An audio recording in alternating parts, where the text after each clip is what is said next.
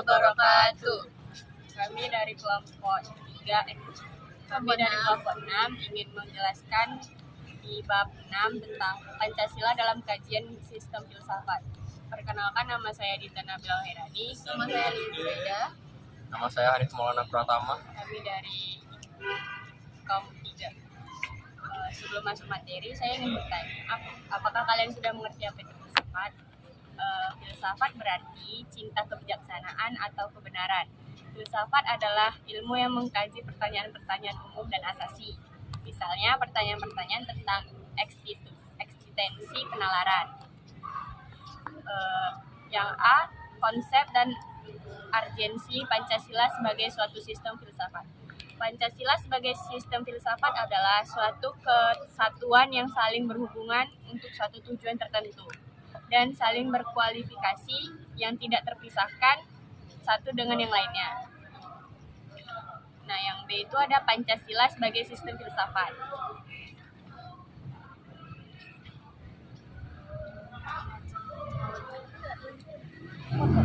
Pancasila merupakan filsafat negara karena dapat dimengerti bahwa filsafat Pancasila ini dibawakan sebagai hal-hal yang berkenan dengan manusia, sebab negara itu adalah manusia. Banyak orang mengira bahwa Pancasila ini adalah ciptaan Insinyur Soekarno, tapi ternyata menolak tersebut sebagai pencipta Pancasila dan mengatakan bahwa Pancasila itu adalah isi dari jiwa bangsa Indonesia. Kalau filsafat itu adalah isi jiwa bangsa, maka filsafat itu adalah filsafat bangsa tadi. Untuk itu, filsafat Pancasila adalah Pancasila. Oh ya nih Kak Dita, aku mau nanya soal siapa sih yang menyatakan bahwa Pancasila disajikan sebagai pidato untuk memenuhi permintaan memberikan dasar filsafat negara. Pancasila disajikan sebagai pidato itu untuk memenuhi permintaan memberikan dasar filsafat negara itu dari Sudirman Kartohardiprojo. Maka disajikannya Pancasila sebagai filsafat adalah seperti halnya buah-buahan.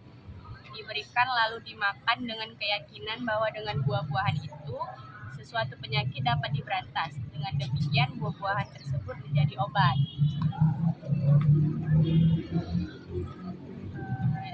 Yang selanjutnya ada sila-sila Pancasila menurut kajian ontologis. Dasar ontologis Pancasila pada hakikatnya adalah manusia yang memiliki hakikat secara mutlak monopluralis.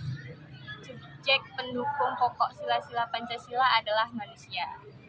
Hal ini dapat dijelaskan bahwa yang berketuhanan yang Maha Esa, yang berkemanusiaan yang adil dan beradab, yang berpersatuan, yang berkerakyatan yang dipimpin oleh hikmat kebijaksanaan dalam permusyawaratan perwakilan, serta berkeadilan sosial bagi seluruh rakyat Indonesia.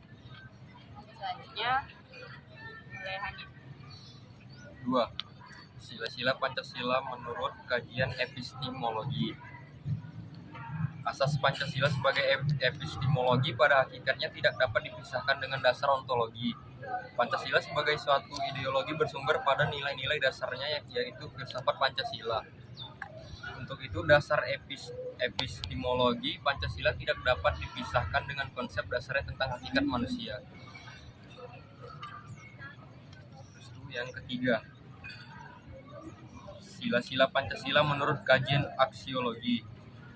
Secara aksiologi, nilai-nilai yang terkandung dalam Pancasila pada hakikatnya juga merupakan suatu kesatuan. Terdapat berbagai macam teori tentang nilai dan hal ini sangat tergantung pada titik tolak dan sudut pandangnya masing-masing dan menentukan tentang pengertian. Nilai yang tertinggi adalah nilai material. Kalangan hedonis berpandangan bahwa nilai yang tertinggi adalah nilai kenikmatan. C. Kesatuan sila-sila Pancasila sebagai suatu sistem filsafat. Sebagai suatu sistem filsafat, Pancasila telah menemukan persyaratan di antaranya sebagai berikut. 1. Sebagai satu kesatuan yang utuh. 2. Bersifat konsisten dan koheren. 3. Ada hubungan antara bagian yang satu dengan lain. 4. Ada kerjasama. 5. Semua mengabdi pada satu tujuan, yaitu tujuan bersama.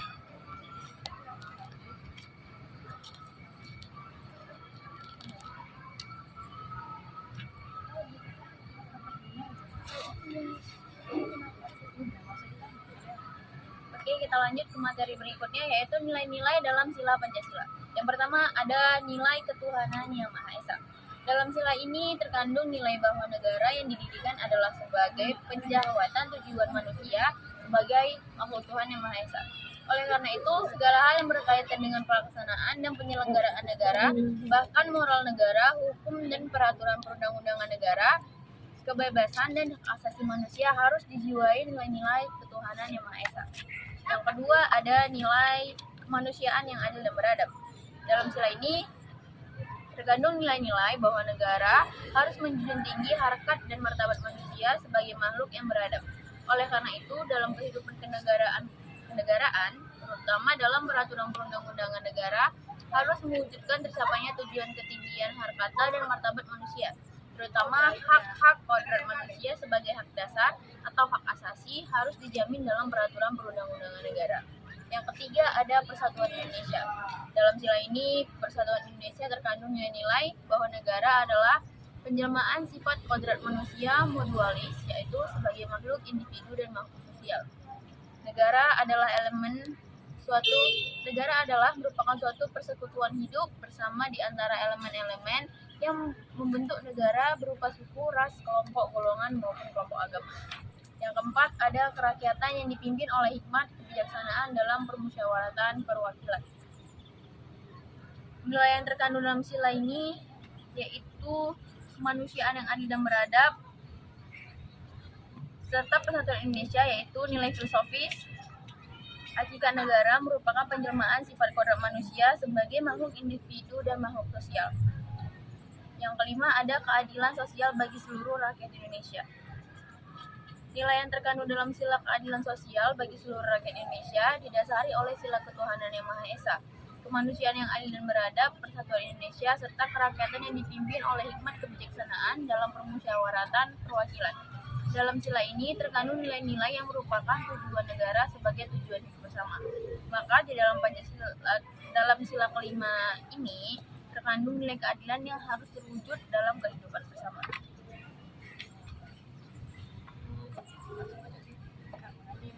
Kak mau nanya, Siapa pertanyaannya, Bang Hanif? bagaimana caranya untuk dapat kebenaran pengetahuan yang bersifat empiris? Oke, cara mendapatkannya itu hanya dapat diperoleh melalui pengalaman, pola pikir yang mengandalkan bukti dan mengadakan pengamatan dan penginderaan. Oke, Sekian diskusi kami.